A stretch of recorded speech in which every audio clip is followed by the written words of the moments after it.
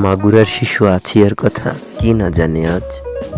৮ বছর বয়সে এই শিশুর সাথে কি হয়েছিল তা আজ নতুন করে বলার নেই। তবে এরকম আসিয়ার মতো বলৎকারের সংখ্যা আসলে কত? একটা বাস্তব ফ্যাক্ট রিলেট করি।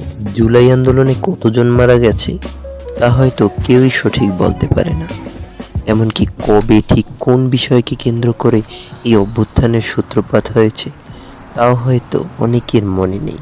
কিন্তু আবু সাঈদ, মীর মুগ্ধ এদের কথা সকলের মনে আছে, কারণ তারা প্রকাশ্যে ছিল এবং সোশ্যাল মিডিয়া তাদের পরিচিত করেছে।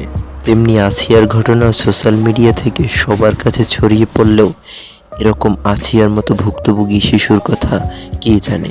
তাই ধর্ষক এবং ধর্ষিতার সংখ্যা অনির্দিষ্ট।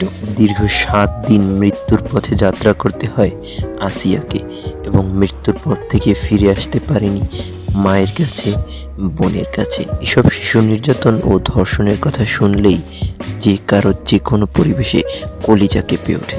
আসলে এগুলো কোনো সুস্থ মস্তিষ্ক ও স্বাভাবিক মানুষের দ্বারা সম্ভব নয়। এগুলো কেবল বিকৃত মানসিক ভারসাম্যহীন সামাজিক পশুর দ্বারাই সম্ভব হতে পারে। তাদের সম্পর্কে আর কিছু বলার নেই। তাদের সর্বনিম্ন শাস্তি হতে পারে মৃত্যুদণ্ড।